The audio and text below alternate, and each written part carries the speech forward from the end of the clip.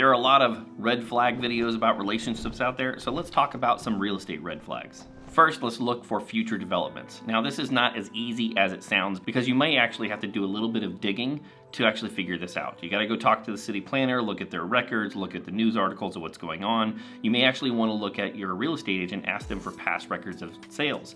If the last 2 years in a row, 3 or 4 times the amount of home sales have happened in a neighborhood prior to the last 10, that might be a red flag. If the new city records or news articles show that a casino is coming to town, you may not want to live next to that. You might also want to check out if the school zones are shifting here recently. You may end up buying a house that you were all excited about being in a certain school district just to find out a year later it's switching anyway. Keep in mind that this also affects future resale value. If it goes from an extreme positive to an extreme negative, you could really have some heartache later. Real estate red flag number 2 is forgetting about the pre-approval and just going out and looking at homes before you have your stuff in order. The reality is in this market, when things are moving super quick, you don't have time to play games. If you're ready to go out and look at homes and make offers, you need to have a pre-approval and maybe be fully underwritten before you go out and compete. A good, savvy listing agent is going to know the difference and probably call your loan officer to see how far along in the process you are.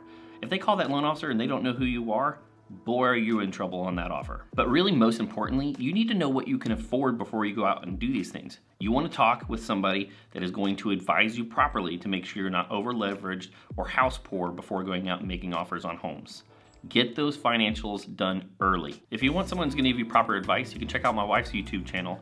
The link's down in the description. All right, next let's talk about some old paint. This is a red flag for sure. If you have any underlying health issues that this really could be a problem for, you wanna make sure that you're paying attention to this. Any home that was built before 1978 has the reality that it might have some lead paint in there. And unless it's been properly encapsulated, painted over well, if it has that flaky zebra kind of looking stuff going on or like the desert looking going on, that could be a really big red flag that you need to pay attention to that could be hazardous to your health. If you're checking out old homes, you may want to stop by Home Depot first and grab the little lead paint testing kit. They're super cheap, easy to check, and you can take them with you to see if that is actually available. That way, when you actually go put an offer on the home, you can actually get a lead paint inspection specifically for that and maybe even negotiate some of the issues or repairs or encapsulation of that lead paint and still move forward on the house. But you need to be knowledgeable before you go out and look at homes. Next red flag, let's talk about skipping that walkthrough. Terrible, terrible idea. Can't tell you how many times I've shown up to a walkthrough and the repairs that were negotiated during the home inspection weren't done, or the washer and dryer that we're supposed to convey weren't at the property. As soon as you sign that bottom line, it's yours. You have now adopted all of the problems that come with that house. And unless you can actually prove that the seller was maliciously doing something, it could be a very difficult court case to win.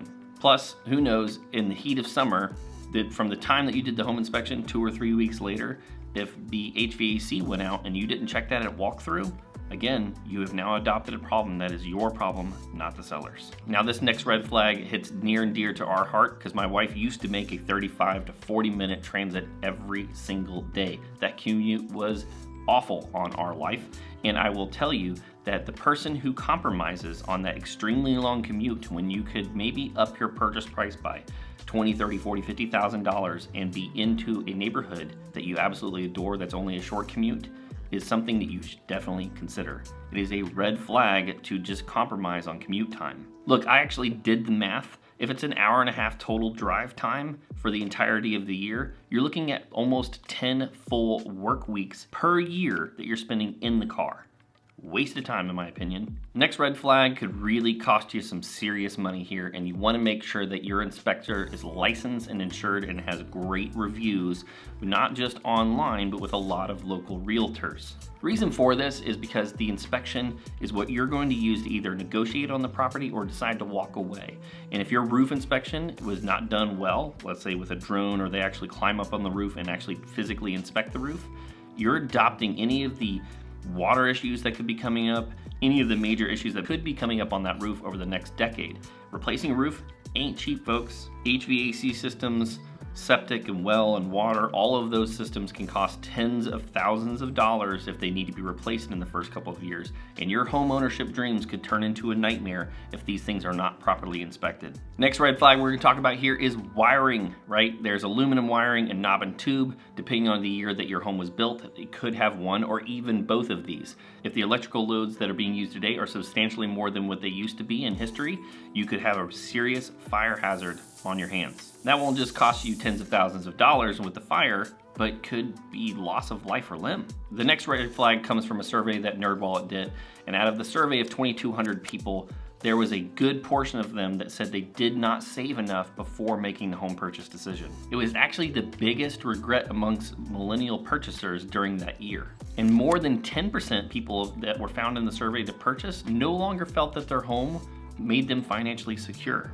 So just make sure that when you're actually going to go out and pull the trigger on buying the house, that you actually have enough savings. You don't want to buy the home and utilize all of your savings. You want to have a little bit extra of cushion on the backside of that.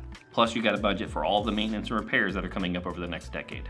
In that same survey, nearly half of the respondents said that they didn't do enough research. This is why I push people to start that process as early as possible. By the way, you can get a hold of us with the information down below or to my left here, and you can jump directly into our calendars down below in the description. Near the top of not doing enough research, like 41% people also said they didn't feel like they knew all about the loan products that were available. Again, if you're pushing that process to the very end before you go out and make offers, you're not going to have enough time to cover everything. I would say the majority of my clients don't actually fully have a full grasp of all the costs associated with buying a house, and so you probably are going to want to start that process early. I'm telling you, I have people that reach out to me a year or 18 months prior to making that purchase decision. I've never had a person say, man, that was a terrible idea. I shouldn't have talked to you early. Now here's a red flag that I think is interesting that I didn't see coming when I did my research.